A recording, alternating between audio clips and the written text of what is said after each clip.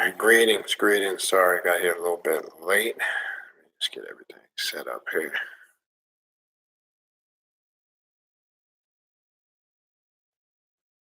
All right.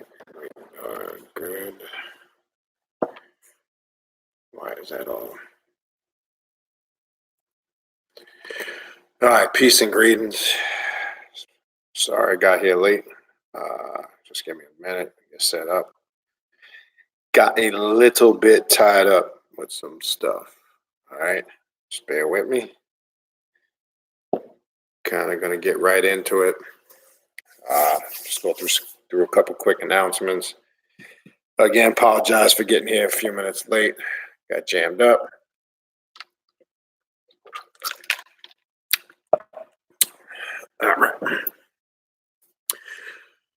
All right. Hold on one sec.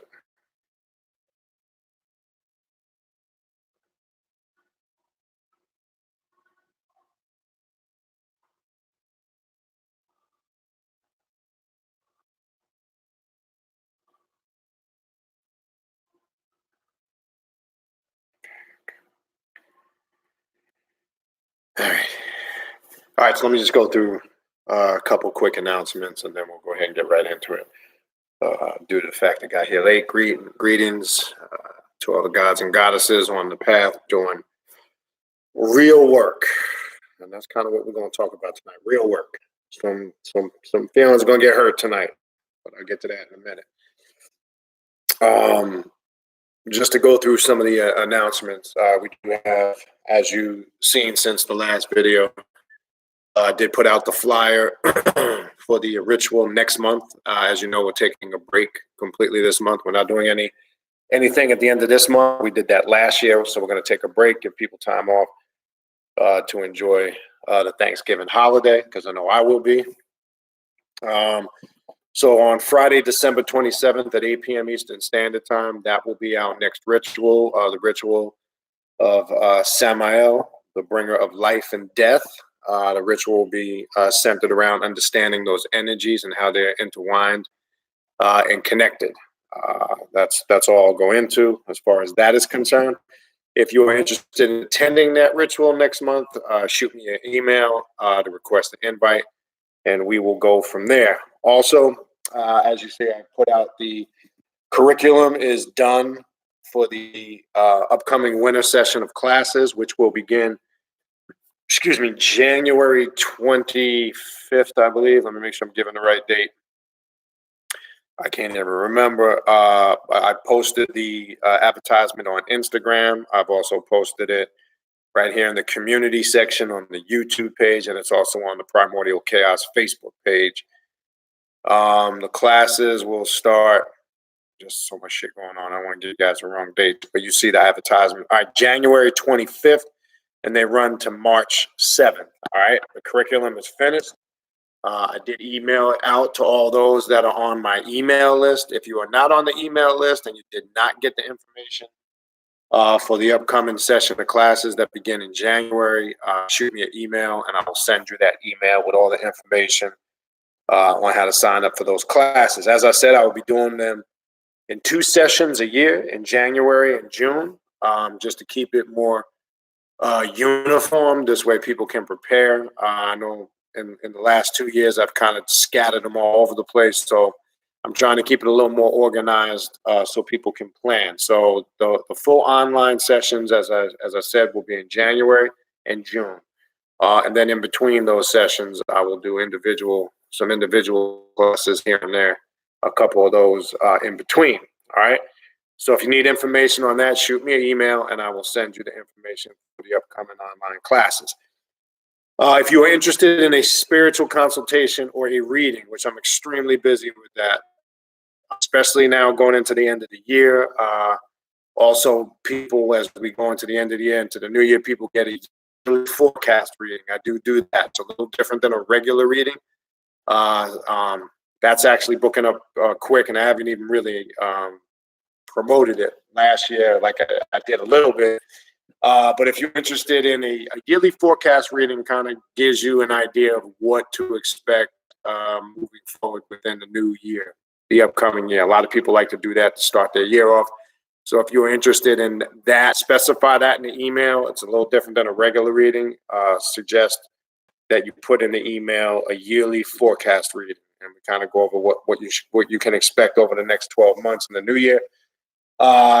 If it's a regular reading or a consultation, just specify what the days and times you're available and the time zone you live in. Like I said, I'm extremely busy with this now, especially as we get into the end of the year.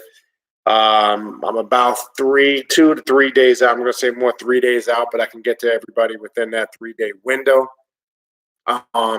Also, as you know, I've changed the days going live. Here we are on Wednesday night. I'm going to be doing this on Wednesday night now due to the fact that I have a lot of stuff going on a professional level, a personal level, and some other things going on. So the Tuesday nights does not work for me anymore. I'm not going to really be doing 2 live videos a week anymore, just due to the fact I just don't have the time right now. So I'm going to stay consistently to doing them on Wednesday nights. Now, if I plan on soon, I just haven't gotten around to getting some more guests back on. If we do a guest, that possibly could be on a Monday or a Thursday. Not sure. But again, just to put that out there, I won't be doing the 2 lives, throughout the week anymore. It's just too much right now. I don't have the time. So I'm going to keep it consistently on Wednesday evenings, 8 o'clock Eastern Standard Time. Wednesday seems to be the clearest day for me on my schedule. It's really the only day that works out for me. And that's kind of what we're going to do proceeding and moving forward. All right. Please remember, subscribe to the channel. Also hit the notification bell. This way you will get a notification anytime I go live or upload a new video. In addition to going live on Wednesdays, I will try my best to, like I did last week, I'm trying to get back on uploading 1 recorded video a week, which is quick for me to do. I can shoot a quick 30-minute video. It doesn't take much of my time. So I'm going to try to, as I said, in addition to going live on Wednesday nights once a week, instead of doing the 2 times a week, I will try to upload a recorded video with some information and then kind of go from there. All right. So again, hit the like button too. The like button expands the channel out. It reaches more people. The more likes the videos and the channel get, the more viewers and it will reach. They are searching and surfing on YouTube. Again, the channel is monetized. If you would like to make a donation, right at the bottom of the chat is the money symbol. All you got to do is hit that, or you can go to PayPal and use the email in the description box. Why is this shit cutting up? It's fucking internet shit, man. I tell you. I know. As soon as you start talking, all right. Well, it looks like we're okay right now. Yeah. So you can even go to PayPal. Also, in addition to the channel being monetized, as I was saying, right at the bottom of the chat, you see the money symbol. Donations always appreciated, not necessary, but always appreciated, or you can go to PayPal. All right, that pretty much covers the announcement. So what I want to talk about, kind of just going to be, as they say, freestyling this tonight. You see the title, all right? And again, some of the stuff I'm going to talk about tonight, don't take it personal. Really, I couldn't give a shit if you did. So I don't want to lie as if I'm going to lose sleep over it, because I'm not. You see the title, and from my experience and from my dialogue in the last few months, I still see this being a problem, and I'm going to explain.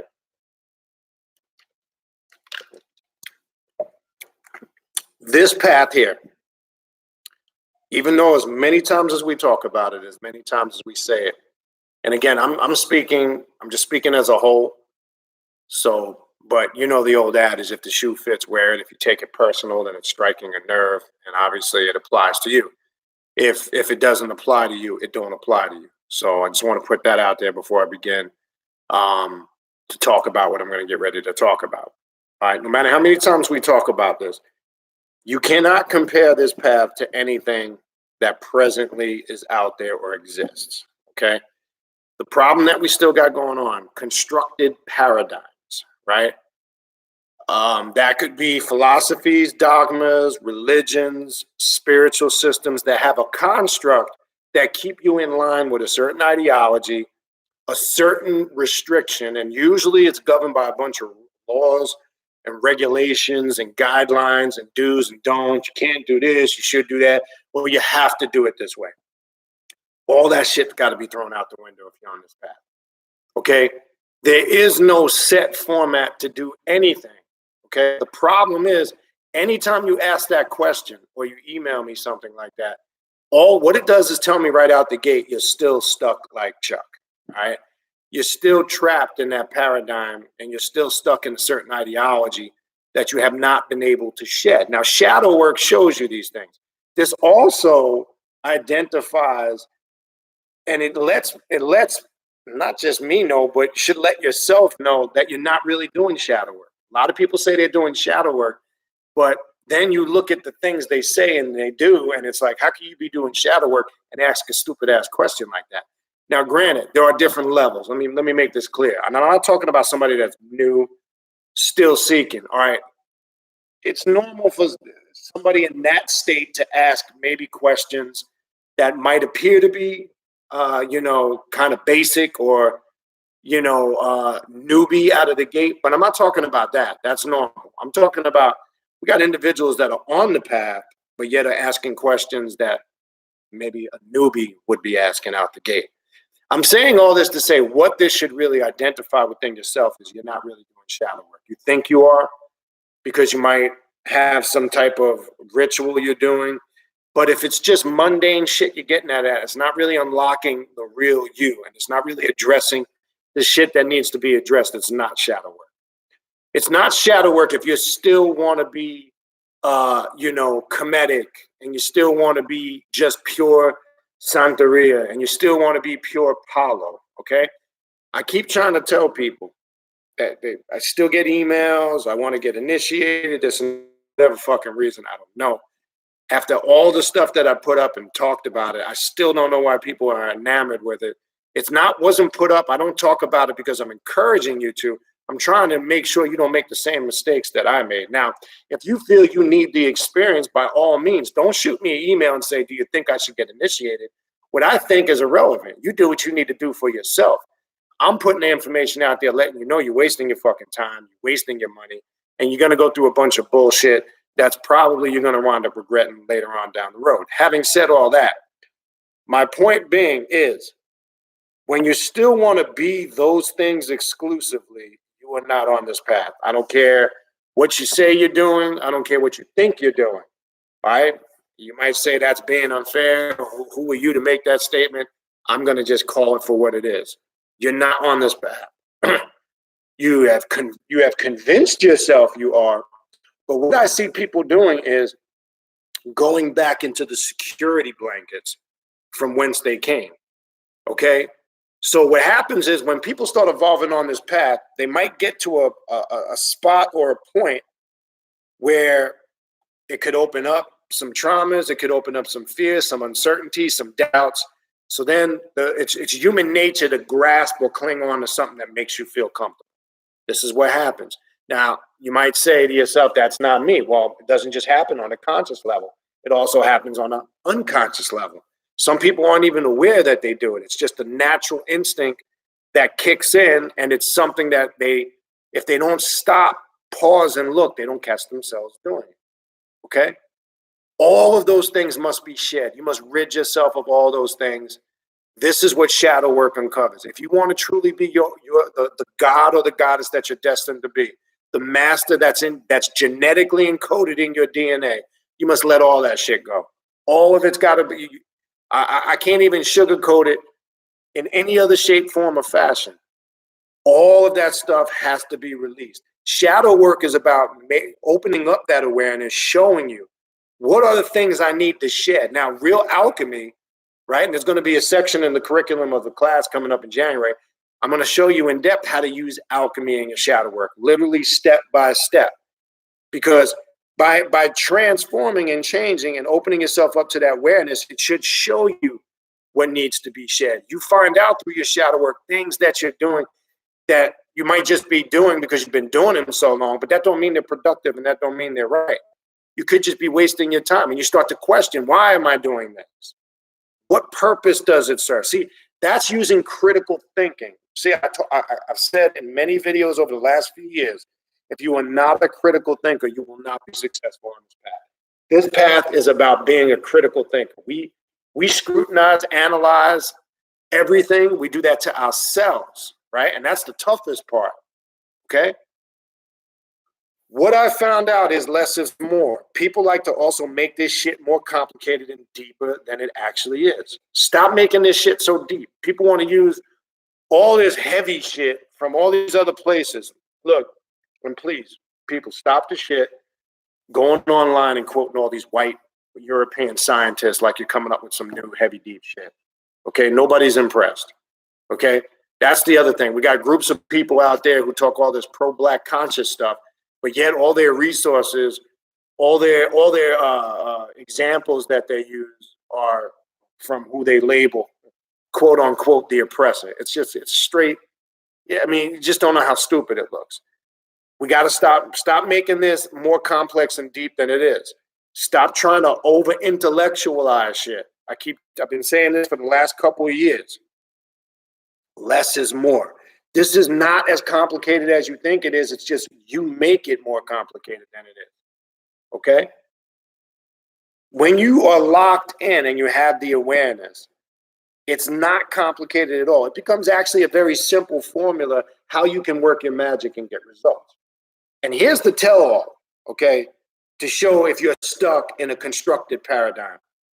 I keep been pumping hard for the last year now, maybe more, about what I call the 5 Ps of self-mastery. Are you seeing a significant change spiritually? Number one, knowledge of self.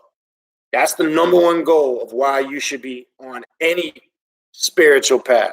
You should be seeking that knowledge of self, because if you have the knowledge of self, everything else, kind of like a puzzle, will just come into place. You trust me when I tell you, smooth like butter.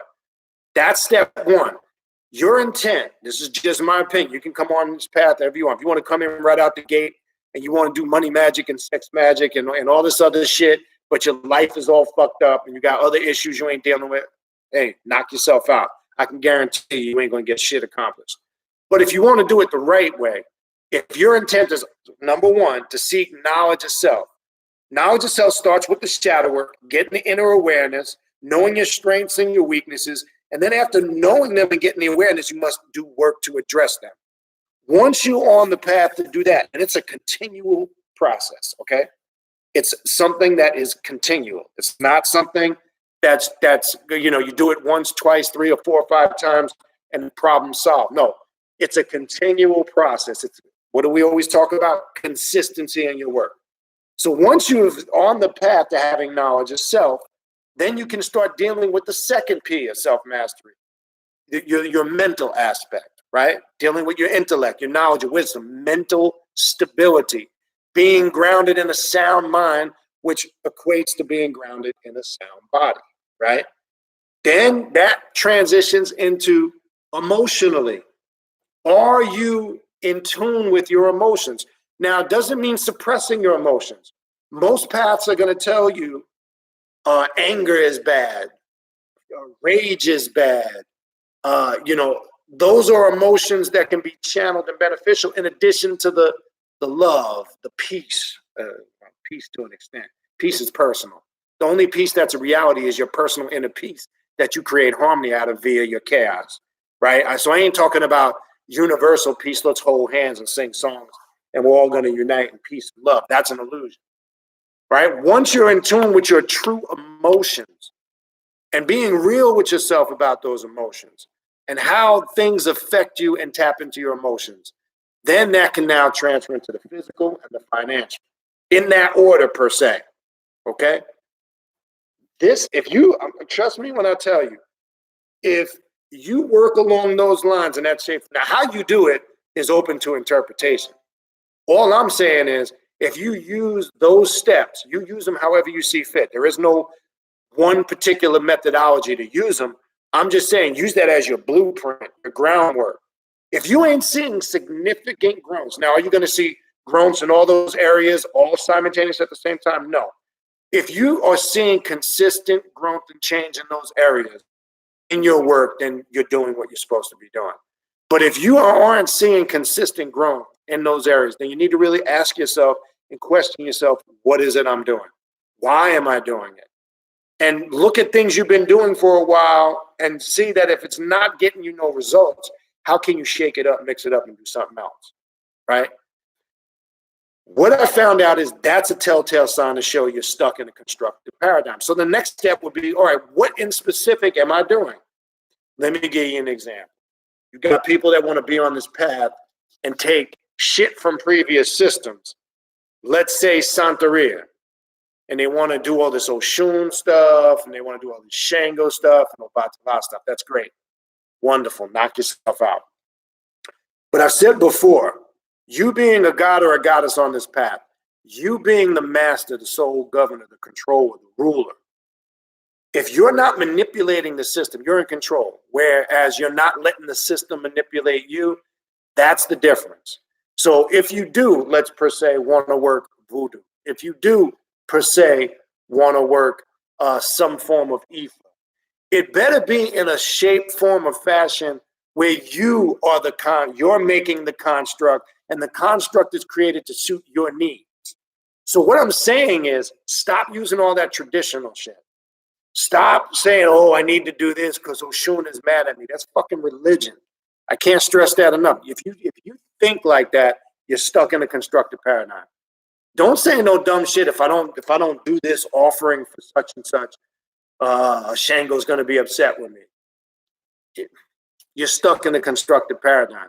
Now, if you want to correlate, let's say, the major orishis to the key chakras and tap into the energy centers on that level, that's manipulating the system beneficial for your favor.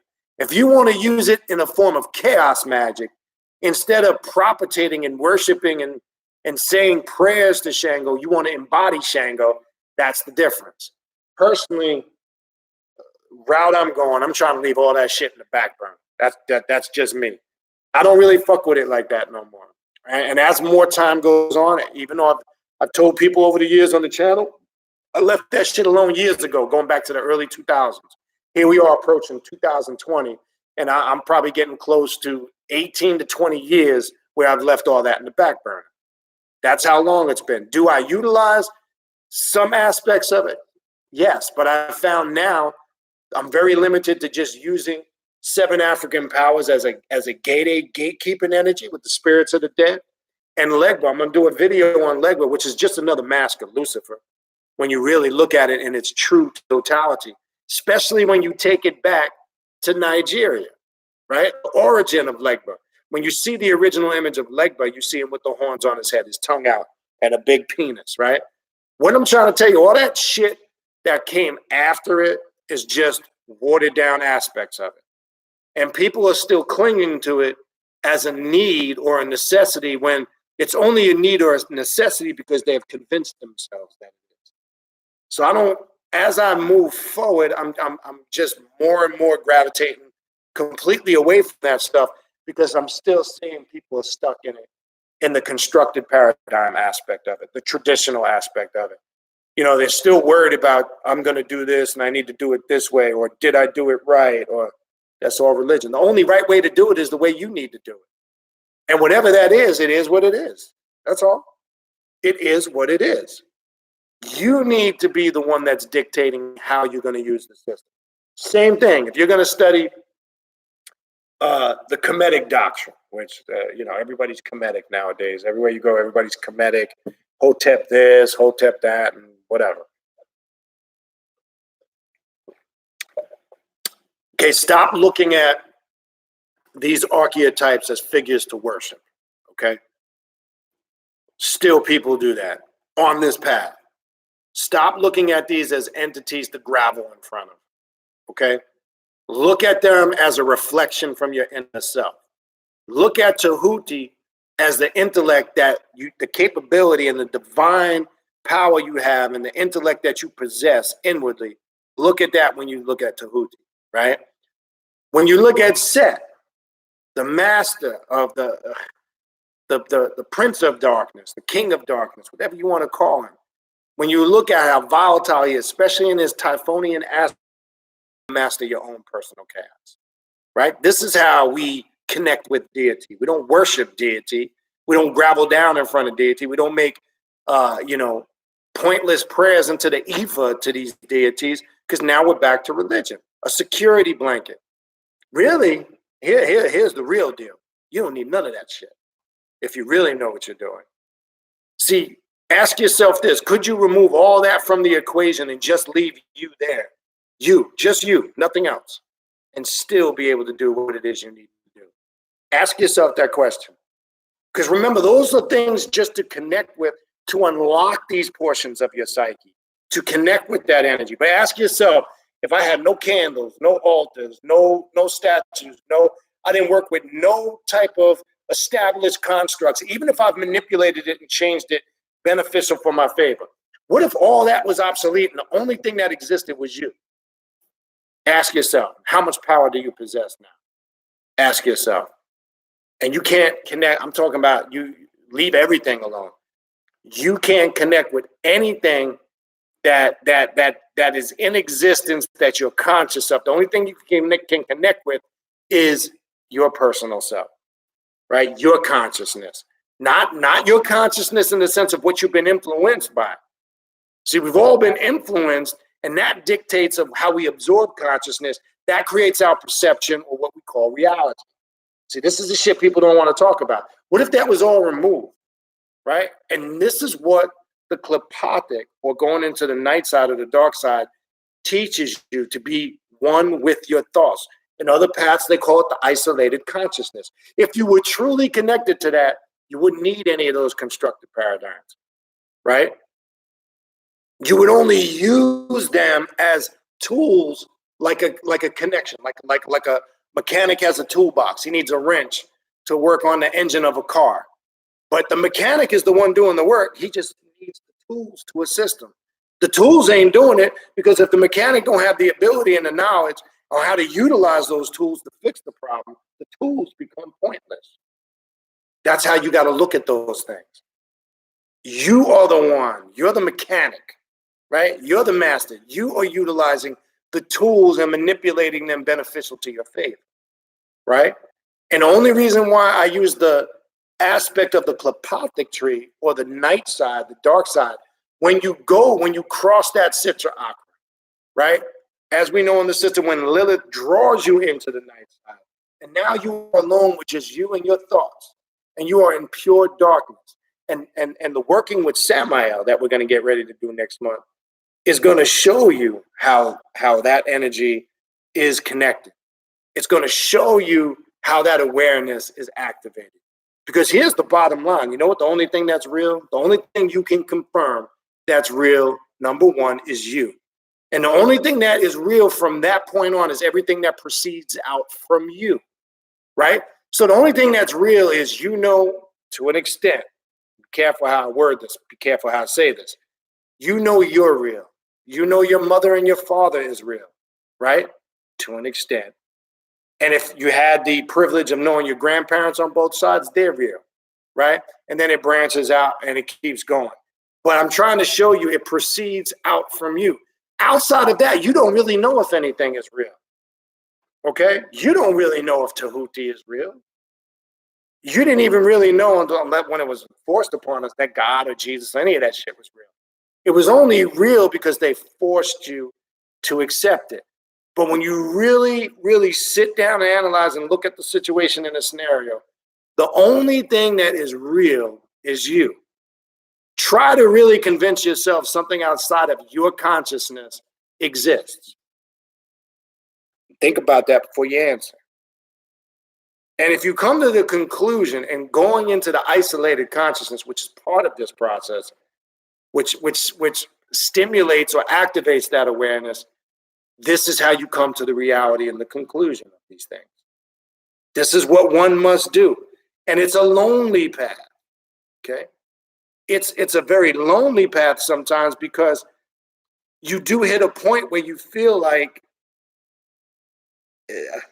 I don't want to say utter abandonment, but the isolation. There's a reason why they call it the isolated consciousness. Because when you isolate yourself from all the external thoughts that you were programmed with, and you now are really just locked in to your personal self, things start to drastically change. You start looking at things differently. You feel differently. Things that used to bother you don't bother you no more. Things that maybe you used to like, you start to hate. Things that maybe didn't get you upset start to get you upset. Because what's starting to happen is, as the veil is lifted, you are now tapped into your real emotions. So the thing now, the challenge comes by via critical thinking, is not to be a reactionary being. How do I become proactive and not exclusively reactive? That's the challenge. All right. So how do I proceed forward and do that without making poor decisions? Okay. Bottom line is, all that stuff needs to be shed. You got to let all those systems go. You got to let all those constructed dogmas go. If you don't, you will be stuck like Chuck. All right? Stop wanting to be Kemetic. Stop wanting to be New Age and whatever other shit you want to be. Stop trying to be Santeria, Palo. Look, you do what you want. Again, it's not my job to tell people what to do and not to do. This path that's the lesser of all things on this path. Those are the little kiddie paths or the kiddie systems. That's for the little rookies to play with. For those that have been on this path for a while, time to put that shit in the back burner. It's time to move forward. And what I'm going to do next year, right? And I've discussed this. When we have the conference next year, all that traditional shit's going to be eliminated. We're gonna do a dark satanic type of drumming instead of some African spiritual, comfortable, traditional shit where people are comfortable with. Okay? Now here's the fucked up thing. I hear this from people too. This one kills me. And I think some people that have come from a lot of these conscious schools of thought or backgrounds, they come on this path, and contrary to belief, they think left-hand path, because like every other path, they think it's more geared towards European people. Well, it's funny because these are the same people on those paths who claim Europeans stole everything from us, the ancient Egyptian culture and doctrine, etc., but yet they still practice it. But you know what happens? They come on this path because they're not familiar with it, and the insecurities kick in. The security blanket comes back in where they got to shift back over to all the traditional shit to feel comfortable. But here's the concept. Here's the real deal. I don't care what you call them, whatever system you're comfortable with. What's the matter?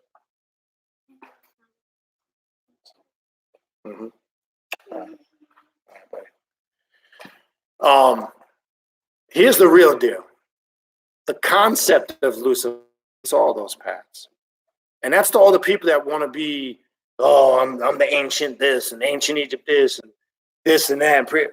The concept of, if you do your research and you understand, the concept, the archetype, the many masks of Lucifer and their many forms predate all of that shit. So if you need something ancient and old to make you feel comfortable, all of the other stuff that people are comfortable with and gravitate towards came after the fact. Okay? So marinate on that before you make dumbass statements. Okay? Marinate on that. It predates all of it. It's a system that, in essence, really, you can't really put a time frame on it. I know we like to do it because humans need parameters and restrictions to mask their insecurities and make themselves feel comfortable. That's just the same reason why I love this one. I get this all the time. People will ask me, and I'm sure many others watching the channel get the same stupid ass questions. Oh, so what do you believe in? What are you? This is my favorite. I love this. What do you mean? What I'm a fucking human being like you. What do you mean? Oh, you believe in God? Depends on what God you're asking. Or you trying to ask me, do I believe in God the way you believe in God? See, that's the game. That's the game. Anybody that asks dumbass questions like that already has preconceived notions and answers because they're trying to make you see things the way they want you to see it. So anytime I get dumbass questions like that, okay, if somebody says, do you believe in God? Have them identify what God is to them first. Okay, that's the game. Don't fall for that game. Anytime somebody asks me some dumbass shit like that, I say, well, before I answer that question, you explain to me since you asked the question, what is God to you? Explain your definition of who and what God is. And if they can't or don't want to do it, then it's confirmation they have an agenda. Okay? Very simple. See, and it goes to show you they're stuck in a constructed paradigm, because if they can't put a title on it, this is why, what are you? If you say something like, well, I'm a spiritual. Well, what do you mean spiritual? You Buddhist? Or they'll keep going because their fear and their insecurity, because they get frustrated if they can't put you in a box and put a label on you and identify you. That frustrates them. So you can't say stuff like that, I'm spiritual. Or then if you say something like, I'm on the path to self-mastery, or I'm on the left-hand path. Oh, you worship the devil? And then here's the game, just like with the God game. Ask them, well, why don't you first, before I answer that question, who and what is the devil to you? And they'll have to go to their little Bible, and they'll have to give you some religious biblical explanation, again, showing you they're stuck in a constructed paradigm. Here's the fucking crazy thing. Ask a religious person, a Muslim, Christian, or a Jew, to validate their faith without using their holy book. They can't do it. Again, confirming they're stuck in a constructed paradigm. Because outside of what their book dictates to them, they really can't confirm anything being true. And if you really eliminate some of the history of Egypt in the Bible, there's really nothing in the Bible that can be confirmed. A lot of it, there's a lot of contradictions, right? Where is the ark right now? Ask them now. Where they still have not produced 100% evidence of the ark. Okay, where is the Ark of the Covenant to this day? Right? They can't prove it. I mean, I want to get into all that religious shit, but I'm connecting this to the concept of a constructed paradigm. So just as easy as it was for them to create these mythological stories and get the masses to accept them, why can't you create your own reality, be the master of your own destiny? And the only person you gotta convince is yourself. Okay? Whereas people like that spend their whole life trying to convince others how they see things. I couldn't give two shits about any of that stuff, personally. I'm using this to connect it to the subject matter that we're talking about tonight. That's all being within a construct. And what that does is it makes you think a certain way, it makes you behave a certain way, it limits your creativity, and what it also does is create separation, right? This is why certain people can't get together and have an intellectual conversation, because some people don't have the mentality to be mature enough to agree to disagree sometimes. That's just the way it is, right? You have your Bible thumpers and your holy rollers who want to force their ideologies on people. And then when it gets tore up or the inconsistencies is shown in them, they get upset. And then they want to either get personal, and they want to argue, they want to fight, or they want to debate. You're stuck in a constructed paradigm. Now, when you facilitate that up and we move up and evolve, and now we connect it to this path, okay, then what can be the problem for some, not all, for some is they start bringing those old ways on this path, which gets me back to what I was talking about 10 minutes or so ago. So now, you know, their left-hand path / Ifa / Kemetic / Buddhist / whatever the hell it is they want to. They can't completely, they're here, but it's like they're not fully here. I need this to let me just hold on to this just in case. Just in case of what? Just in case you might really connect with your real self and you may not like everything you find out. That's the way it is on this path. Am I holding on to certain things? Why am I doing certain things, certain practices, certain behaviors? Why? And I also said this, let me warn you, a lot of people out here nowadays who label themselves a cult. All right. And that's, I want to be, I've mentioned this before over the last year or so. That's a very broad spectrum of people. People have different definitions of the occult. Don't confuse the occult with left-hand path and self-mastery. There are lines, there's differences between them. There are people who call themselves occult, but they're still very conscious, comedic, Ifa, Santeria vibe. There's still a lot of that out here. They call themselves a cult. That's not a cult. That's somebody who has just taken the occult and watered it down with comfortable, constructed paradigms that make them feel comfortable. All right? If you look, and it's no knock, but I got to call it for what it is. You're not left-hand path and dark if you're still working with archangels and you're doing banishing. Okay? That's just my opinion. I couldn't care if you don't agree with it. I got to call it for what it is. If you do those things and they work for you, power to you, then maybe that's the path you need to stay on. Okay? But when you're still doing that Kabbalah mysticism stuff, and you should know the Kabbalah if you're studying the Klepatotry, because you need to know the anti-pieces of it. But what I'm saying is, if you're still approaching it from that Hebrew mysticism phase, that's not a cult. Okay, that's what it is, Hebrew mysticism.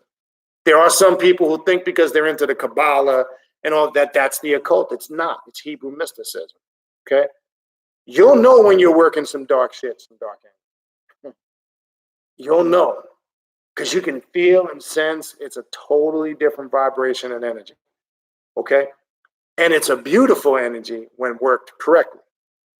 Now, having said that, I've always talked about creating harmony with, quote unquote, what one would call lighter and darker energies.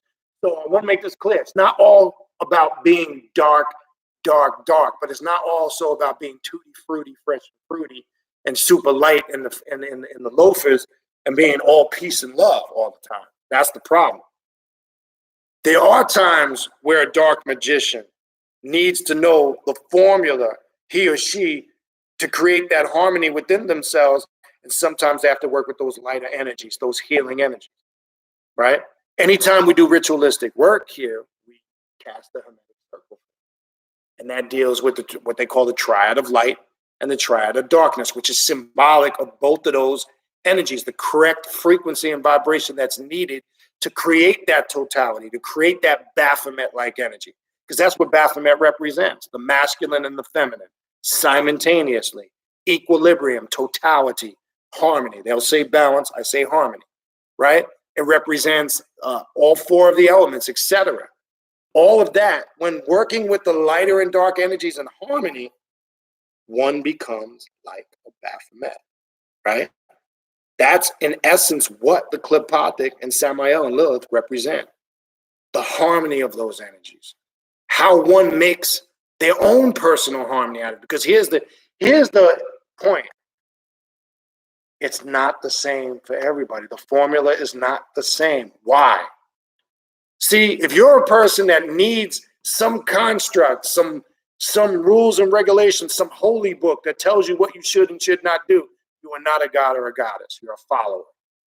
You are not predator. You are prey. And you will continue to be fed off of. Okay? That's the whole point.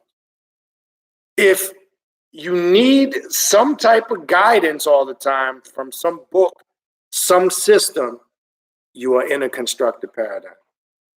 Okay? As opposed to you creating your personal paradigm that works for you. So the formula is not the same. And that's why those systems don't work for true masters, for true gods and goddesses. They don't work.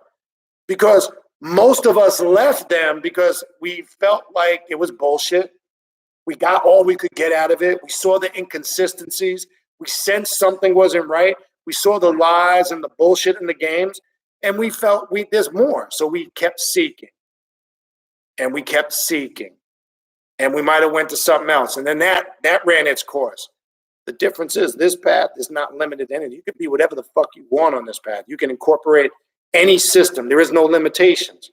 And my question is to people I've known over the years, believe it or not, a handful that left this and went back into Christianity because they spooked themselves out. Where do you, if you're in this now, let me ask this, and I've always asked people this.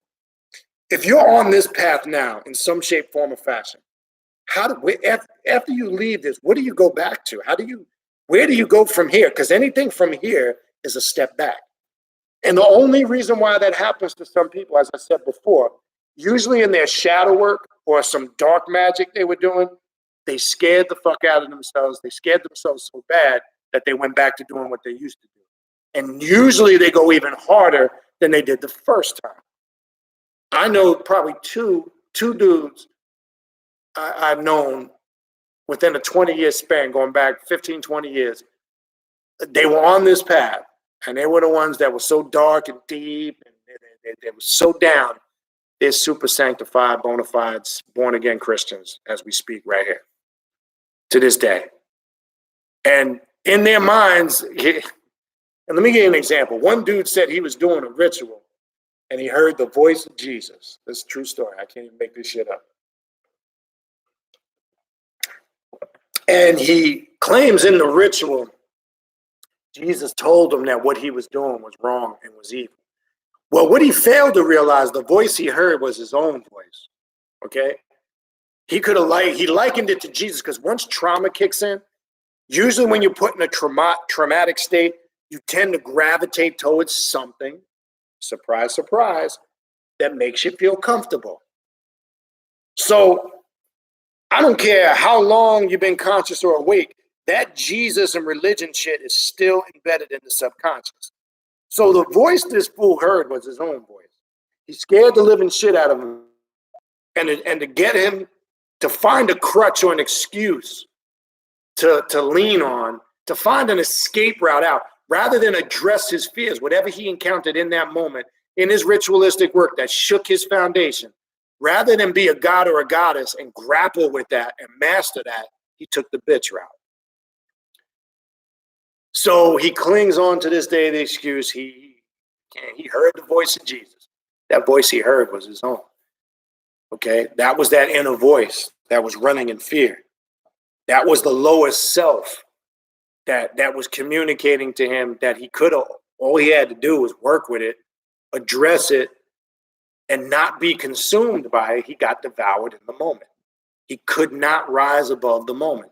I say this to say, all of those that are on this path, you might have already, but if you haven't, when you're doing your work, especially shadow work, you will hit that fork in the road. You will be tested. Everything you stood for, everything you thought you knew, every level of knowledge, wisdom, and consciousness you think you have will be questioned. You will face that moment. The question is, are you going to embrace it? Are you going to master it? Are you going to, embody it? Or are you going to be consumed by it and turn around and run in fear? Okay? These are all determining factors to identify if you are stuck in a constructed paradigm. Most people are. And it starts again with the process of ask yourself, what things can I let go? What things can I rid myself of? What purpose are they serving? If I'm still groveling in front of statues of Oshun and Shango or Obatala or Tahuti or Aset, why am I doing these things? If I'm making prayers, right? This is my favorite. I love this one. To these gods and deities, why am I doing these things? What purpose does it serve? Do I really accept within myself that I am the god or the goddess? I am the sole ruler. Everything proceeds from me. I know it's hard for us to stomach that because we're still indoctrinated by religious dogmas. So it's hard for some people to embrace that. I get it. But you're going to find out at the end of the day, when you hit that fork in the road that I was talking about, no Shango can help you, no Obatala, no Tahuti, no Heru. Only thing that can help you at that moment is yourself. Now, if you've drawn upon those archetypes and absorbed the consciousness that they represent, which in turn incites the awareness within, you will have the tools necessary to proceed forward and continue your journey. See, we try to embody that because we know The Tahuti resides within us. Shango resides within us. We all have a Shango warrior type of energy, right? We just need to know when to activate it. I'm not looking to worship Shango. I don't live my life wondering is Shango mad because I didn't do some offering or ritual for him. That's fucking nonsense to me. That's comical to me is what it is. Now, if you're in those traditions, it's not. People that are locked in those traditions, it's not. Everything we're talking about here, we're like, forget it. We're like the Antichrist. Stuff I'm talking about on this channel to a traditionalist is like, oh my God, that's some crazy shit that dude is talking about. He's talking some nonsense. What kind of crazy shit is he talking about? That's because it's not in line with their traditional nonsense. And that's what I meant earlier when I said, if you're not manipulating the system to work for you, then you're stuck in a constructive paradigm. If you have to work, or if you work with some aspects of those systems, make sure you're utilizing them where you're manipulating it. You're the God. You're controlling the forces. You control those archetypes. You control them based on the way you use them. You control them based on the way you understand them, and you absorb the consciousness that they represent. And the images of them just activate those portions of your psyche. As I said before, you set up an altar with icons and images and symbols and sigils just as activation tools. Because all that is you. You are all those things are you. Those are just symbols to connect with. That's it. But you got to figure out, how can I incorporate that? When I sit in front of my altar, I told you, I have a geometrical construct to my altar. Okay? It's constructed a certain way that activates my pineal. I have degrees, latitude, longitude, shapes. I have it set up for a particular reason, because as I'm facing it and sitting at it, when I have my pentagram in the center set behind it, I have the scarab a certain way. All of that incites a certain level of awareness just when I sit in front of it. And just as I gaze upon it, I'm not worshiping it. I'm not groveling in it. It's just I constructed it from here. And when I'm sitting now looking at it of how I thought it here first, in order to bring something into existence, it must be formulated here first. Once it's formulated here, then it can be brought here. So when I sit down in front of my altar and I have a method to my man, I've literally sat down and done rituals and stopped and got up because something within me, I had to realign something. There was something, I tapped into something where I had to realign and make a change to sit back down and connect with the energy I was tapped into while I was doing the ritual. See, that's when you're dealing from this. That's when you're evolving straight from this. Because in essence, this is all you really need. Okay? That's really all you need. A lot of people say, yeah, all is mental is all, but they don't really know what the fuck that means. It's just a cool, hip, alchemy, conscious, occult thing to say. But live it, embody it, become it. Don't just talk about it. See, I'm not impressed with that shit. We got a lot of people in all these circles, they want to spit knowledge, right? I used to say back in the day, spit lyrics, right? They want to spit game. But like I say, it's all pointless if you can't apply any of this stuff. What purpose does it really serve at the end of the day? It doesn't serve any purpose. It's just you got a lot of book information or whatever it is.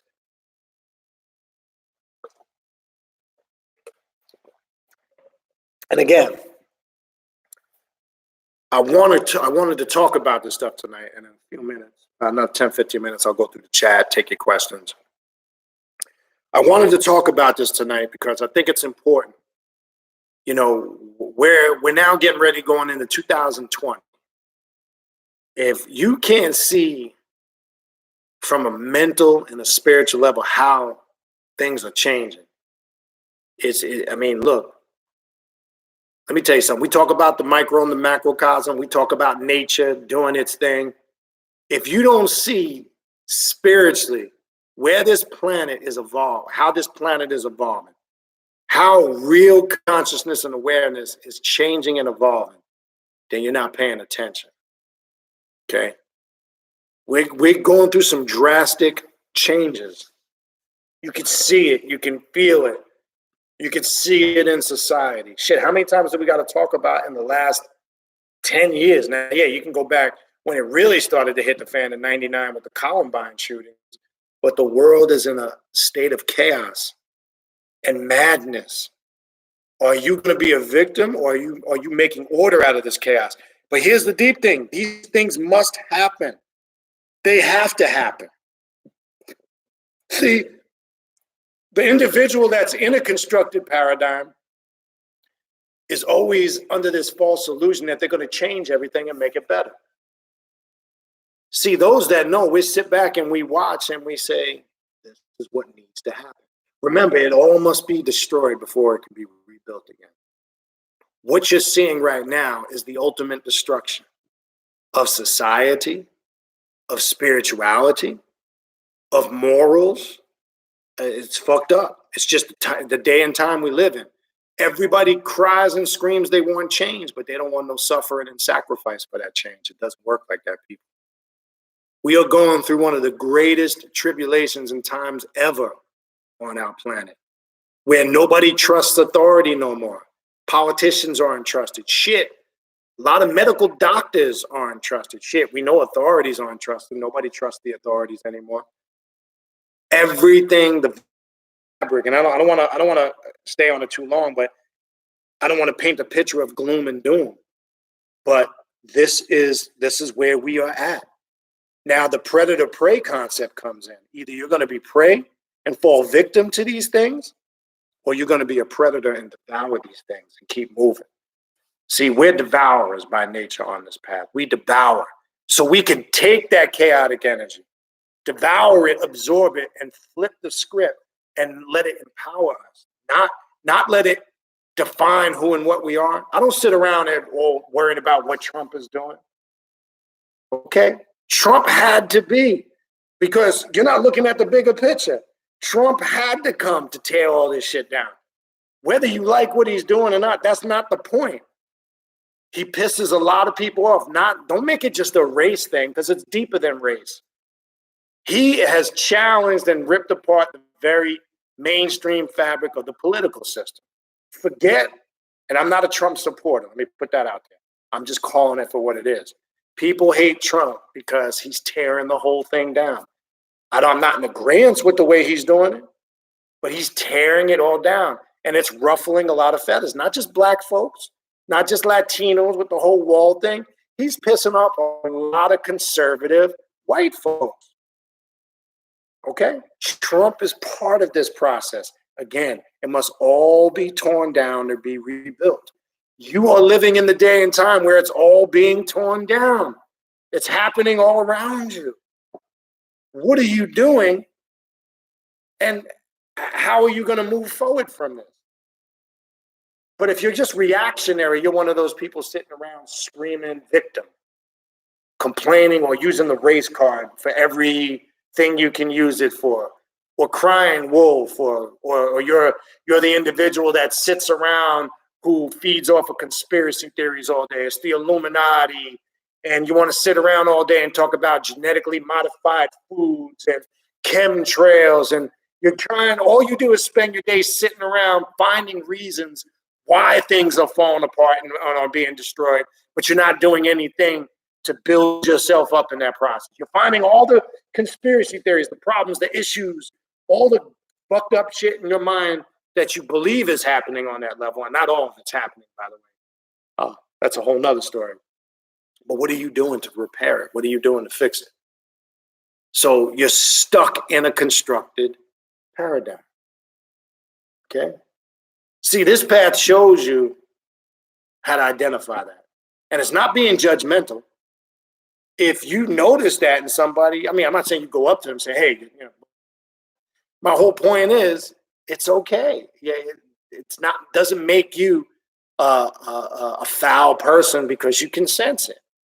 That's that inner awareness. Look, some of us can talk to somebody for 2-3 minutes and we got a whole read on them. I know I can do it. It's just, you can talk to somebody sometimes for 2 to 3 minutes and you know exactly where they're coming from. Sometimes it just takes that short period of a time to see how they're in a construct. Like out the gate, do you believe in God? Anybody that asks me that shit, I already know where they're coming from. And again, Explain to me who and what God is in your words, in your terms, and then I'll answer your question. And the reason why you do that is because they already have a preconceived notion. And they're trying to get you to say something so they can interject afterwards their thoughts on the situation. So why not let them just go first and tell you right out the gate?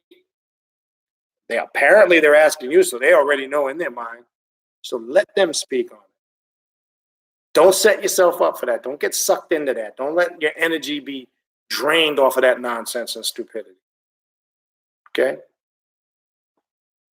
That's just how we got to approach this, people. We must leave behind what needs to be left behind. So in relation to what we got going on around us in the world physically, now we have to correlate to that. What do we have going on internally? Because those that become victims of oppression, stress, and can't be functioning people in society because they're letting all the things of the world weigh down on them, these are the ones that haven't gone within first. So once you go within first, it's easier to deal with those external things. But the thing is, we're told, going to the churches, pray for peace and love and unity. Pray for the victims of the people that got shot in that mass shooting. Well, I hate to bust your bubble, people. All your prayers for those victims that get shot in these mass shootings ain't doing anything. Okay? I hate to say it. It's not doing anything. And it's a tragedy those things happen.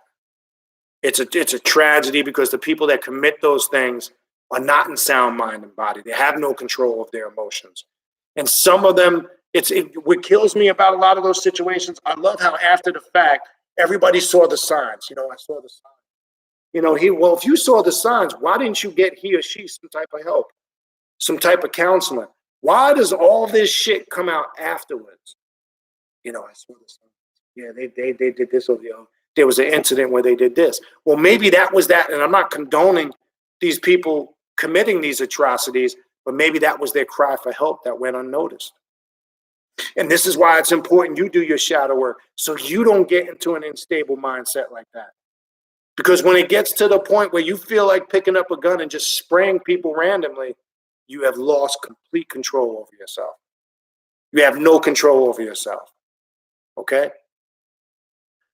I would recommend, and I see why, they were disturbed when the movie The Joker came out. Now, I want to talk about that real quick. I've been so busy lately, I haven't had time to watch any movies. So last week, I had a chance to get on a Fire Stick, and I watched 3 movies. So let me throw a couple things at you that I picked up on these movies that's kind of connected. I watched The Lion King. I watched Gemini Man by Will Smith, pure garbage. We've seen that story before. And I watched The Joker. All right, let me start with The Lion King first. Outside of Beyonce's annoying voice, and I can't stand her. And even before she was so popular, there's just something about her that irks the shit out of me. I don't know what it is. Outside of her annoying voice in the movie. Now, I myself never saw the first Lion King. I never saw the animated one that came out years back. So I sat down and watched the new one. And I know it's pretty much formulated after the other one. They're dropping mad jewels in there, right? So you see the baboon in the beginning, right? He holds up Simba when Simba's born, right? He puts that mark, that sigil on his head. You don't see the baboon until afterwards. Really, it's the same story of us on the occult path. Simba is a representation of you, right? I don't know if I'm saying it right. Mufasa. I think I might have butchered that, right? His father was always giving him the wise advice. And then as you see after his father dies, how he was set up by his uncle, he loses confidence in himself. And he goes off and he makes his 2 buddies who are cool. But he goes to find his comfort zone. He doesn't want to face his fears, his battles, his wars. But the deep thing about it is, people, if you watch the movie, right? And it's funny how I watched it right after I did the video. I posted a picture of last week's class with the Hermetica, and I had a picture of Tahuti. And if you look on the podium, it's the baboon holding open the scroll that he's reading from. The baboon deity is a symbol of Tahuti, the wisdom of the elders, right? They have the baboon encoded all throughout that movie, right? He's dropping jewels on him. And then The baboon says to Simba, he says, I know who you are. He said, oh, you know who I am. He goes, I know who I am. Do you know who you are? Right? You gotta watch it. It dropped jewels. If you've seen the old one, watch the new one. I've never seen it before, but I'm picking up on this. It's the same. They're always trying to show you there's the same thing of running from your fears, not dealing with your real self. And they always drop these little jewels on. But anyway, watch the movie when you get a chance, not to stay on it too long. Then I'll be quick. And then I watch Gemini Man, pure garbage. I've seen this movie. It's like another enemy of the state, except Will Smith used to work for the CIA, and they used his DNA to clone soldiers from his blood, and he encounters one of the clones, and then the government's out to kill him, blah, blah, blah. We've seen this story all before. It's okay. There's some good action in it, but you're not going to see anything in there that you're going to go, oh, wow, that's different. We've seen this story a bunch of times. I was very disinterested with it. Be honest with you, I walked off a few times to do other shit and came back. Didn't really care for it. But then the one movie that I really want to touch on real quick. I listen to a lot of sports talk radio at work. I keep it on in my office. We'll keep it on in the trucks when we're out. And I heard Dan Patrick. I listen to the Dan Patrick show a lot. One of my favorite sports talk shows in the morning. And he was talking about the Joker. This was like a week or two ago. He said, he went and saw the Joker. And I had heard before it came out, right? And here's the fuckery too. They put this fear out there. Oh, they're afraid because of what the content of the movie is about. It might incite mass shootings. So I read the review. I know it deals about what a individual who can't function in society. So I said, let me go check this shit out. Let me tell you this, people. And this is just my opinion. If you haven't seen the Joker yet, go see it. I think it's an excellent movie. It's not for kids. It's a very dreary, bizarre movie, the content of it. Joaquin Phoenix should get an Academy Award for that movie. Not only just for the way he lost crazy weight for that movie because he needed to have a certain look. It's crazy.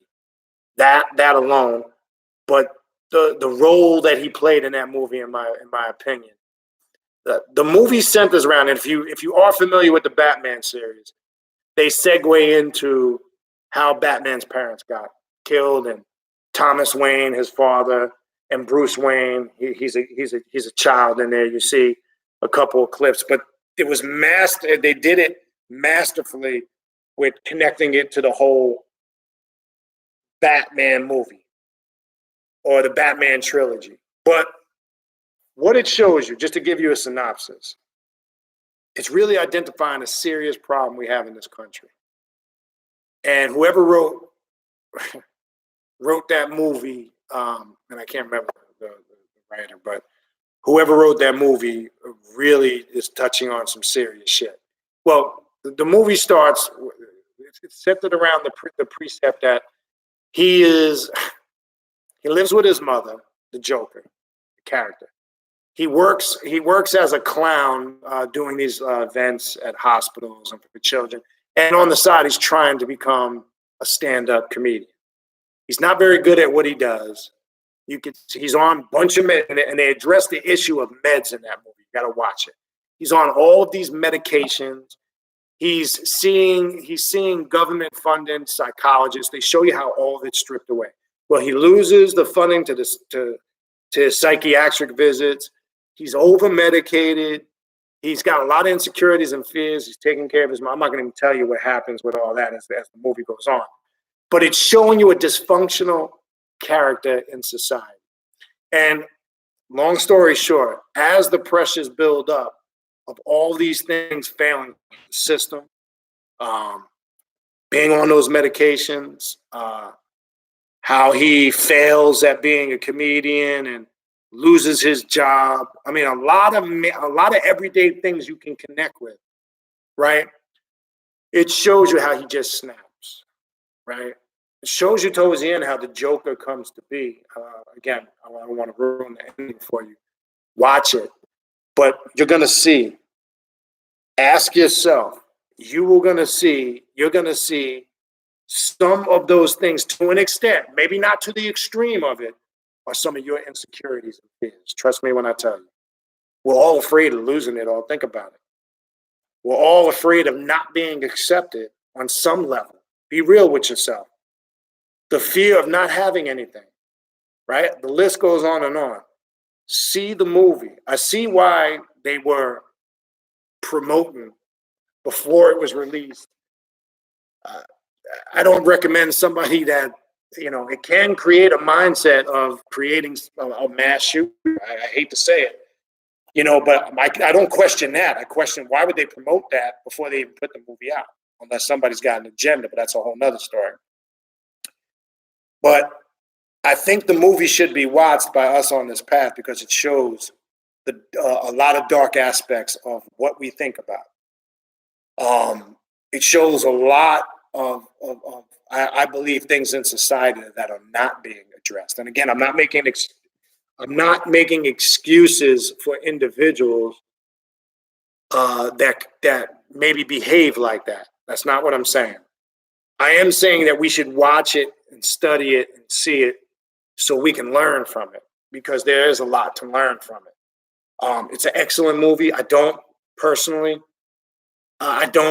suggest you sit down and watch that with kids that aren't at a certain level of understanding, because you're going to have to explain.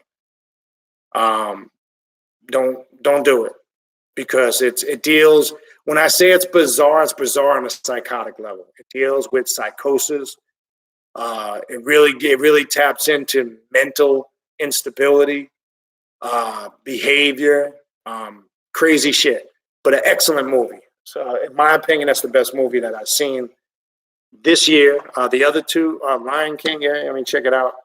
There's some hidden jewels in there. That Gemini, man, pure garbage, in my opinion. But anyway, it will help us to understand all these things that we're talking about tonight.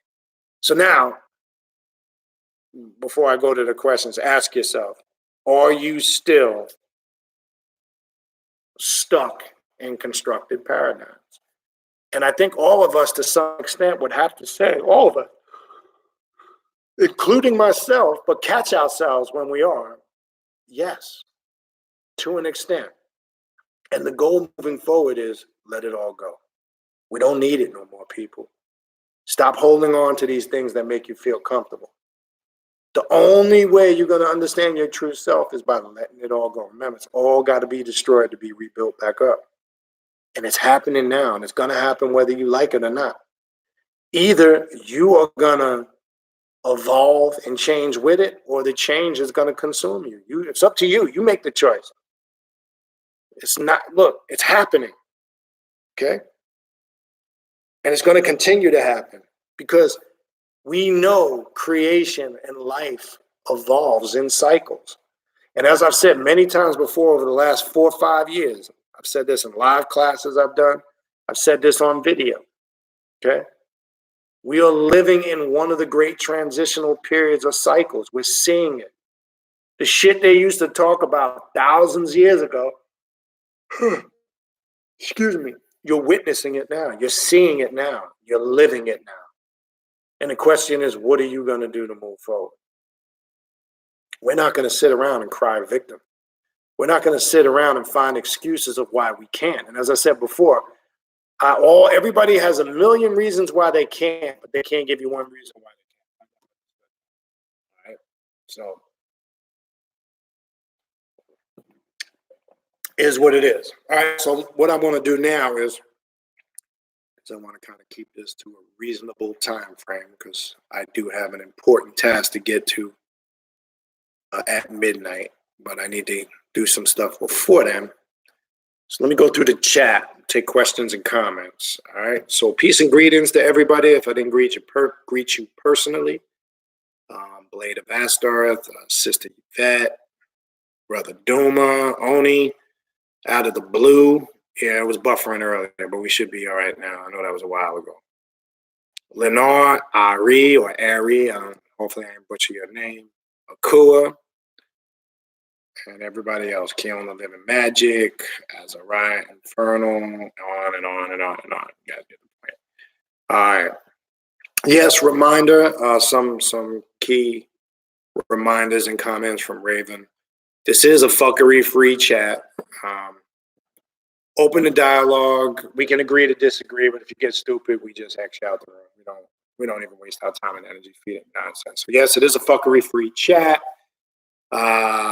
Yes, and if you're gonna type shit in English only, don't be typing in your bootleg languages or your cornball stuff. Well, that's one way to get quickly deleted out the room. Okay.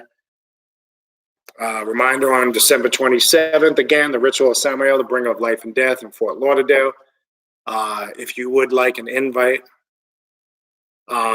send me an email in the description box, khnum19@gmail.com. That's going to be Friday, December 27th at 8 p.m. Eastern Standard Time.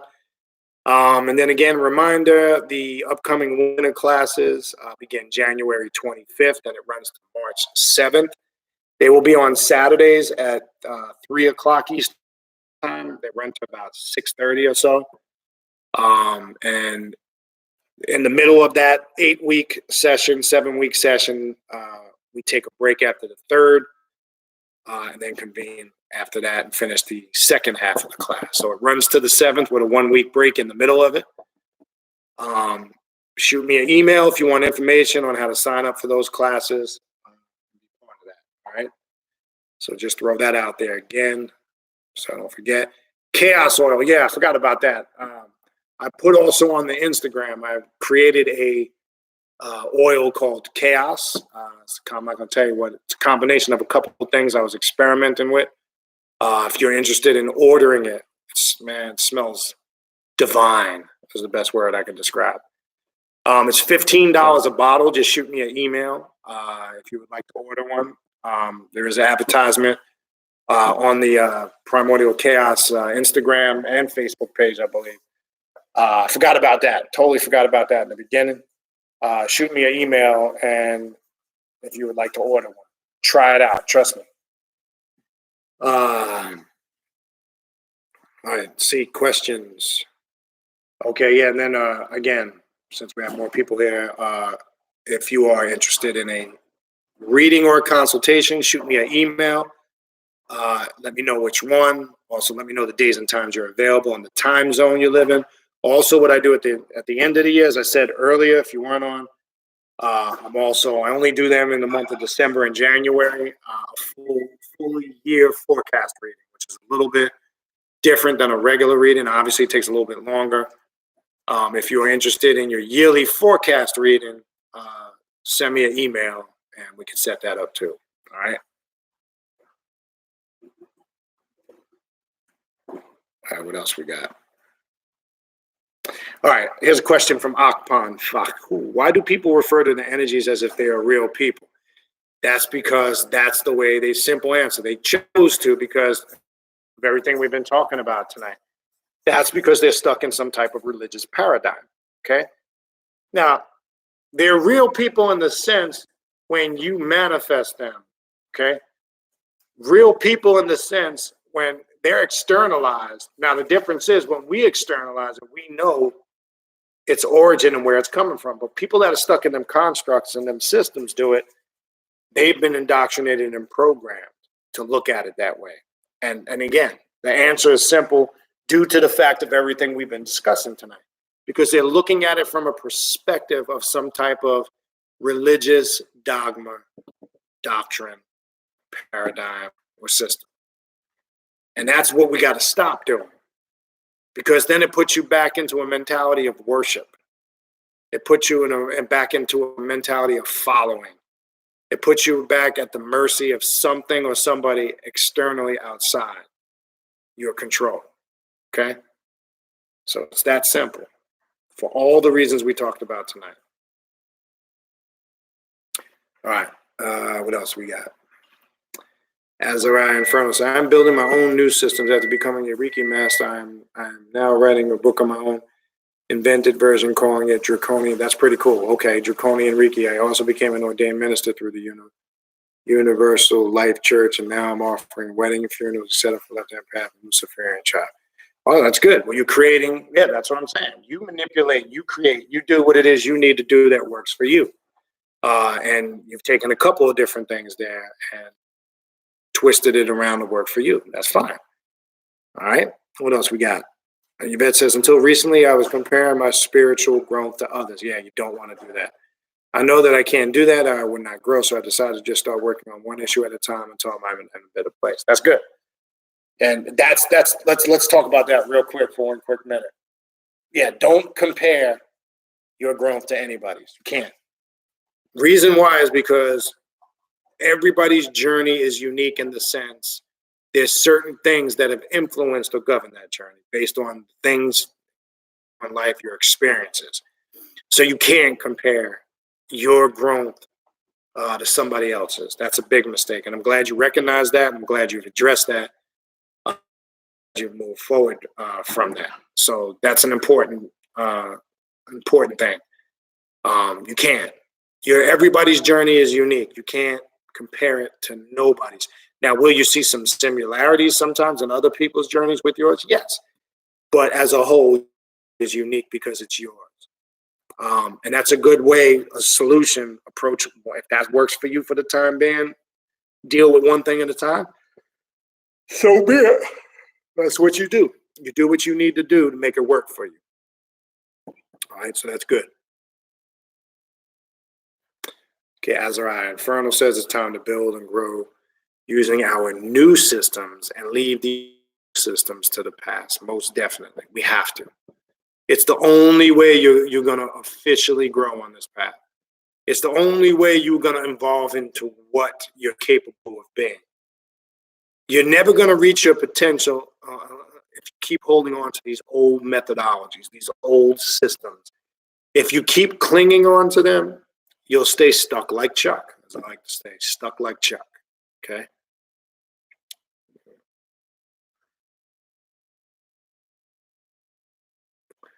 Lenore Ari says, I'm glad you addressed this, and to think that I was about to join the Rosicrucian order thinking I was elevating after hearing this, I may have to reconsider.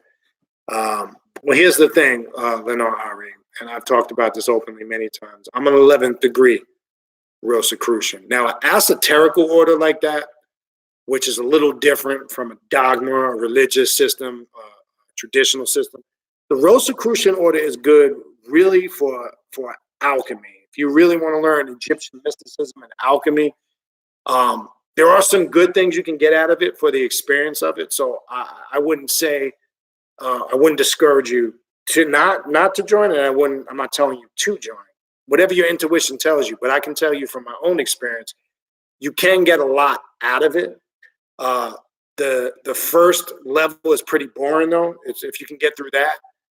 The neophyte level is pretty boring. The atrium level towards the end is where it really starts to pick up. But the temple degrees on the third level is when you start getting into the doctrine of the Illuminatus, right? Which is really, even though they don't, look at it as being Luciferian, it is, because one of the degrees, and I believe it's the 8th degree, 8th or the 9th degree, is the degree of Illuminatus.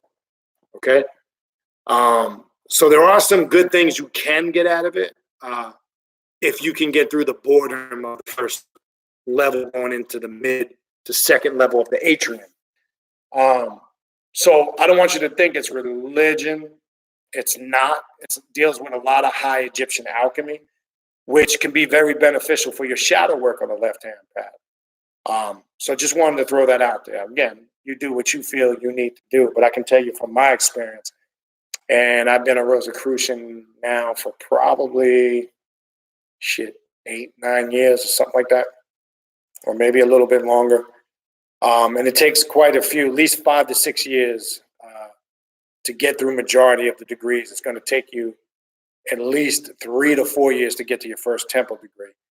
But anyway, I wouldn't write it completely off. There are some things you can get out of it.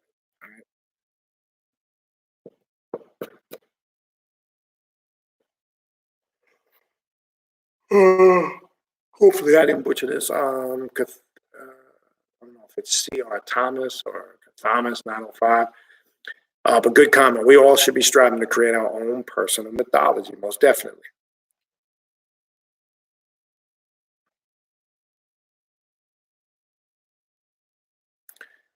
Yeah, that's a good point too. By Azariah in front of my goal is to leave enough of trail that in 15 to 100 years I will be tempted to be invoked and evoked by future generations. Yeah, that's leaving that mark, becoming that God.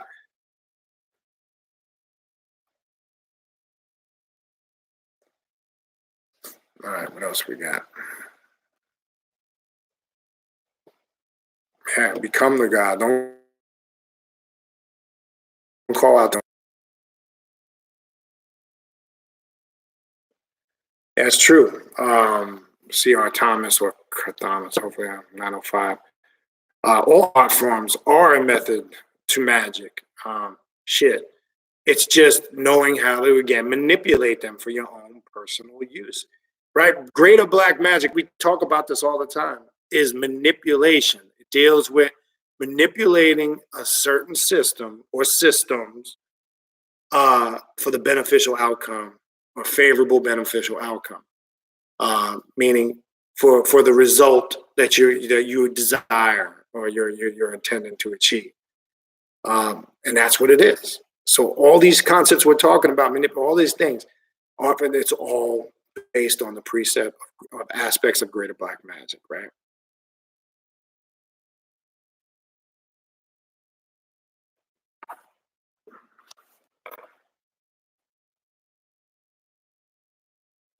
All right, looking for some more questions.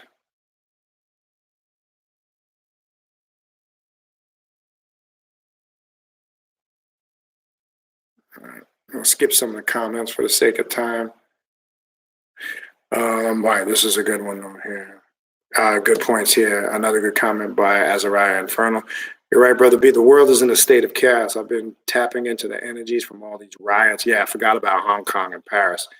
A lot of free energies in the ether to bend us and to use, manifest. And that's what I was talking about earlier when I say you can manipulate that chaotic energy. You can embody it and it can empower you. I know that might sound crazy to some people. That's a form of chaos magic. With all of that raw energy in the air, embody it, become it, and it's like filter it out to make it work for you. And yeah, I totally forgot about that Hong Kong thing. That's another state. But again, it goes to show you there's a great change in the ethers. It's in the air. People no longer trust, the foundations. They no longer trust the fabric of society anymore. And we're seeing this on all levels, on a global level. It's not just here. You're seeing it manifest worldwide, right? And the question and the thing you have to ask yourself, is where are you in the scheme of things? You understand? Because if you think you're going to save the whole world, you're fooling your damn self. Okay? And I notice most people that are on the save the world kick, they can't even save them damn selves. So you're no good to nobody until you get your shit together. So get your shit together before you're worried about helping the entire world. And that's the problem with a lot of these systems. They always address things from outward in when it should be inward out. See, that's the problem. Any of these doctrines and philosophies that are promoting this, we must all come together and unify, and we are one, it's a bunch of bullshit. It's not going to happen. Okay? I don't care what anybody says. I don't care what you think. There will always be opposition in the world. There will always be disunity. It's about you harmonizing with your personal self and having complete control over your immediate surroundings and environment. Once you do that, regardless of what's going on outside of that, it's not going to affect you on that level. Okay? There will never be a day and time where everybody's getting along in peace, love, and unity. It's not going to happen. One, we are tribal by nature. It's in our blood. Sometimes we're in the room and we never met a person before, but there's a vibe. We just don't like the motherfucker. It's just the way it is. Because tribes ward, and sometimes the blood of those tribes runs through your veins. Ask yourself when you've been involved in a project, a group, and ask yourself, we all can reflect probably a multitude of times, like, there's just something about that person. I just don't like them. Or there's something about that person. I don't trust them. You tap into a certain vibe that you pick up. And you might be the motherfucker that they're saying that. The other person saying, where does that come from? That's because by nature we are tribal. And they know all that bullshit about we must come together, we are one. That's never been their intent. These are the same people that create all these fucked up things in society. So you got to get that shit out of your head. This is not about save the world mission. This is not about saving people. This is not about proving or evangelizing the whole fucking world, because it happened. One thing I learned years ago, people going to do what the fuck they want to do. Don't fool yourself. Don't fool yourself. People are going to do what they want to do, regardless of what you tell them. Now, some of them will even do dumb shit knowing the consequences, but that's the chances they're willing to take. Even if it means getting in serious trouble. Or even worse, losing their life. Doesn't matter. Okay? A good point.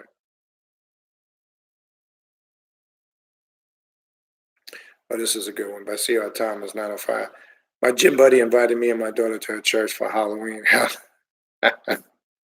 Yeah, man, Halloween, man. It's evil. That's the devil's holiday. So, listen to that stupidity. Christian, what do Christians think? Well, anyway, this guy here, what does his church believe? If he's safe if he's inside the church on Halloween, so the ghosts and goblins and ghouls and demons don't come and kill him. I mean, it's fucking nonsense.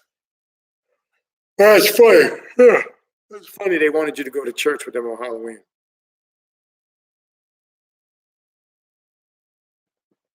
Yeah, that's a good place to feed from a vampiric perspective. That Azariah Infernal has in there. Since last time I just went into the church, I was being vampiric as fuck. I just in the back, head off all their praise energies. Yeah, you could steal. We call that stealing a mass. You can do that. Yeah, it's feed that. That's again. That's another example. Like Azariah had typed in earlier about, the stuff in Hong Kong and absorbing those energies and utilize them. Yeah, you can. Same thing with that. You can feed off of those energies. See, that's the science of this path. Nobody talks about those type of things. You understand? All right, what else we got?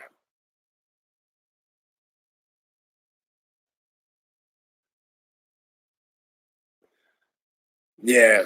Okay. Yeah. Instagram says, yeah, at first you were disinterested in saying that. Yeah, again, the Joker movie. Definitely, people check that movie out.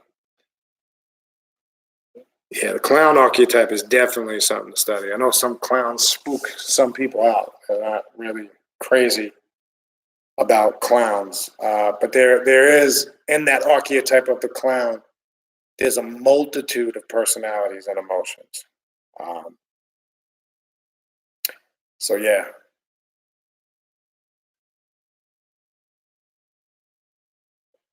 Yeah, I agree with you, Rose. Uh, yeah, the way he did manifest that appearance on the talk show. For those that you'll understand it when you see the movie. But very good movie. All right, what else we got here? I'm just gonna get through the rest of these questions and wrap it up.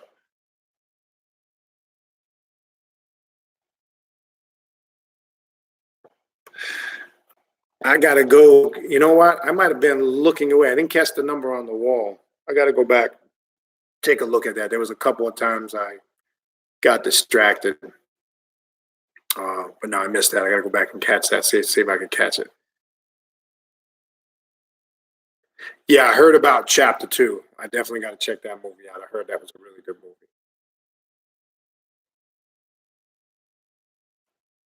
All right, Lenore, I really okay.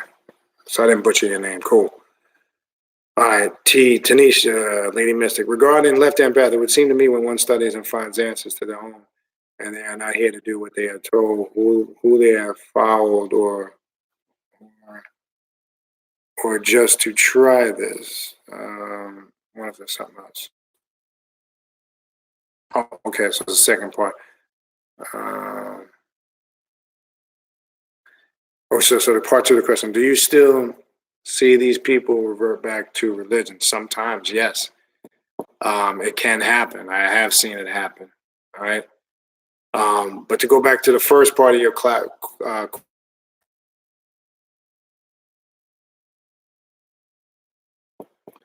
It was seen that when one studies in finances to their own and they are not here due to what they are told, who they are followed, or just to try this. Yeah. Oh, you know, once you get out of that mindset, you know, if you are one who studies to find those answers on your own. Now, don't mean, look, we can dialogue, platforms, you know, classes. We do stuff like this to assist us. But I've always said, at the end of the day, you're gonna have to. There's a part of this journey that's solo. You're on this path. You have to get to the point where you can find you need to find some of these answers out on your own. Not somebody can't give you all the answers to everything to understand yourself. You got to create your own experiences to get those answers, right? But I have seen people revert, you know, back, being on this path, coming from that state. I do see people revert back to religion, unfortunately. Not a lot. I mean, I haven't seen, again, I could probably count on one hand, but I have seen it and I've heard it in other circles. So yes, it can happen.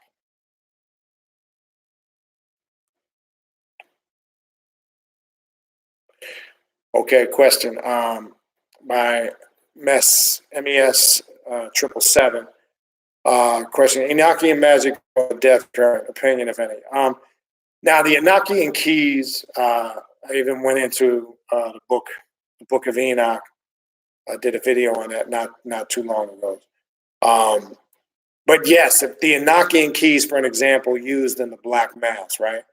Those who might be familiar with that. I take that and I've updated it, and I'll use it in an aspect. It is connected to the death current. There is a death, destruction, annihilation aspect of it. But from that death, we're really understanding the Enochian keys, Enochian magic. From that death comes rebirth, regeneration, renewal. So yes, it can be used along those lines. Like, again, I use the example in the Black Mass. As you know, in the Black Mass, depending on the working of the Mass, you use as a particular Enochian key or a system of Enochian magic. If it's for destruction, it can even be used for lustful purposes, which that's a whole nother story. But to your question, yes, there is a connection with that death current. When you really analyze it, look at it, and observe destruction and death, and regeneration, renewal aspect. So definitely a connection.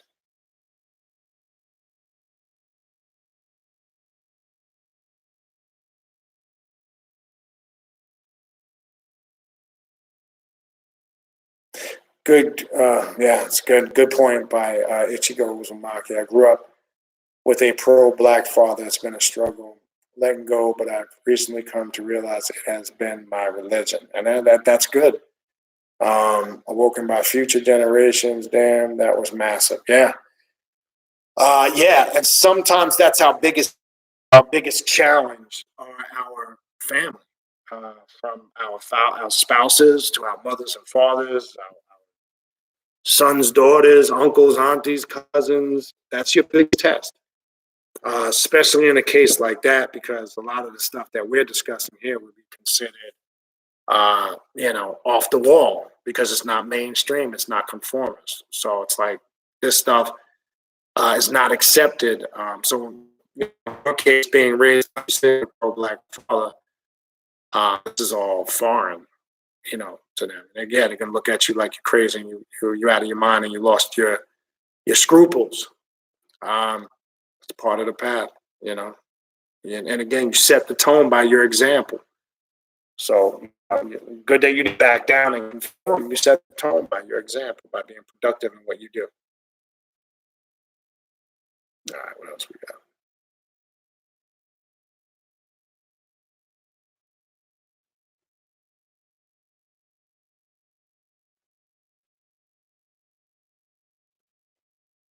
Okay, Obadiah Dese.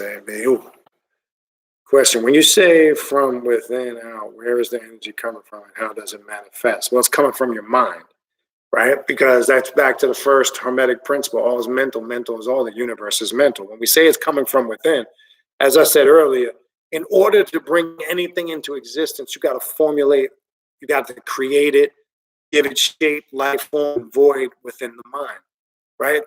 Look, we all do this, just using basic common sense. Think about this for an example.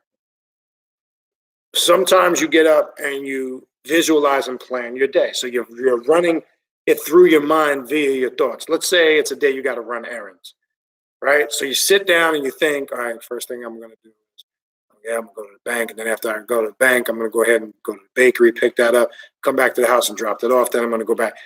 Some of us do this sometimes. We map out the whole day. We visualize it. We see it. And then it becomes a reality when we carry it out, how we visualize it, how we see it. So when we say the energies come from within, we're talking about from the mind, formulated here. Use also the analogy in the pyramid text when it talks about the deity Ptah, right? Some say Ta, some say Ptah, Ptah. It says he thought himself into existence. He was self-created. What does that mean? What does that represent or symbolize to us on this path? That concept. It says Tar or Ptah, however you want to pronounce it, thought himself into existence, right? Well, you need to do that and utilize that concept on this path. You think things into existence by first formulating them via your thoughts and then visualizing them. And then when you manifest it physically, it now becomes a reality. Well, as we say on this path, becomes a reality from taking it from the subjective to the objective. Okay, so that's what we mean. Yeah, VL's Corner, Doctor Sleep. That's on my list. I'm hoping I can catch that this weekend. Definitely want to see that. I saw the previews for it. Haven't seen it yet, but it's on my. Hopefully, I can get to it this weekend. What else we got?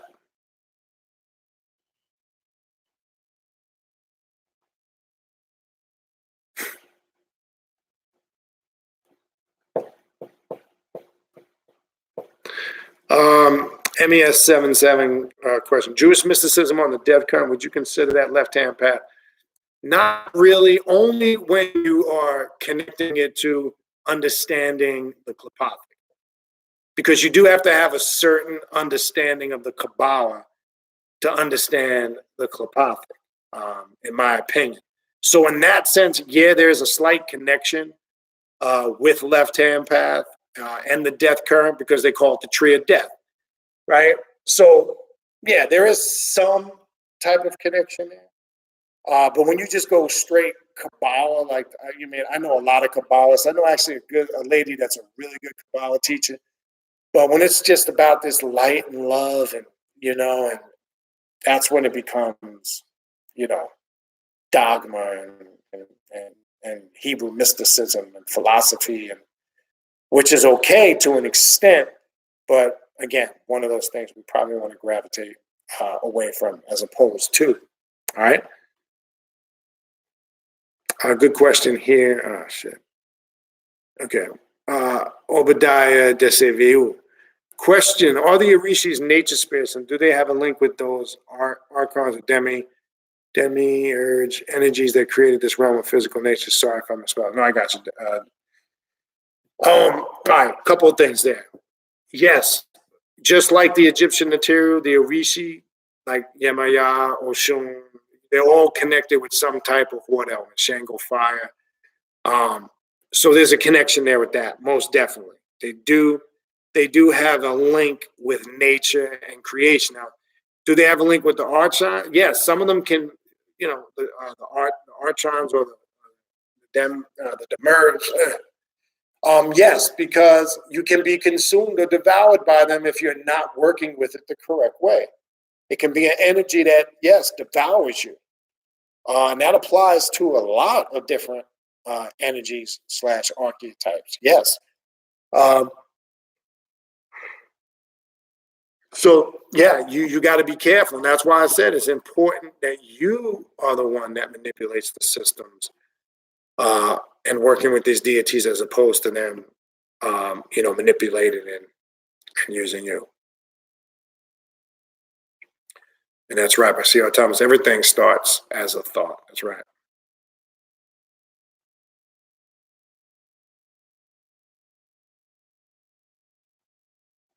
Yeah, creative writing. All right, that's the bottom of the questions. So I think I am going to just wrap it up. Again, yeah, the gin is another good path. I've done videos on that too. Check the archives. You might get some good information on there. But again, in summarization, before we wrap it up, I think you get the point. So I challenge everybody moving forward. See what it is you can shed that's doing absolutely nothing for you. See what that is, and see where it takes you. All right. Really question yourself. But I'm telling you, as we move forward, the reason why I say we got to shed all these things is what I was saying earlier about the world being in an uproar and complete madness right now. And the only way you're going to get through that is by shedding all those old ways, by getting out of those constructed paradigms. Because only then will you come to the awareness and the understanding of who you truly are and what's really going on around. Okay, very important, people. I can't stress it enough. All right. So hopefully this is giving you something to think about. Use it. Use it as a tool. Use it as a weapon to better yourself. Okay. Okay. Anyway, a reminder. So remember, this will be the regular night. I'll be on live Wednesdays at 8 p.m. Eastern Standard Time. I'm not going to really be doing the 2 live videos a week anymore. It's just got too much things going on. Just for those, I know some people have emailed, and because I haven't done Thursdays in the last few weeks, and I won't be able to. Not saying I would never go back to it, but for now, I'm going to try to, for the best part, stay to the schedule. Definitely Wednesdays at 8 o'clock, and I will try to upload a recorded video on Fridays or over the weekend, like I did last week or like I used to do. It's easier for me to do that, shoot a quick 30-40 minute video, and then do 1 live a week to keep it, in a set format. So I will be reaching out. I just had probably next week, I want to reach out to some guests again and get some guests on the show. I'm feeling like it's time to do that again. So I will reach out to some guests that we've had on, possibly guests, so I can step back and chill. Again, for any of the things I mentioned, spiritual readings, consultations, the upcoming online winter session of classes, which begin in January. We got the ritual on December 27th. If you need information on any of those things, send me an email at khnum19.com. If you forget, the email is right there in the description box of the videos, all right? I will see everybody next Wednesday, all right? Peace.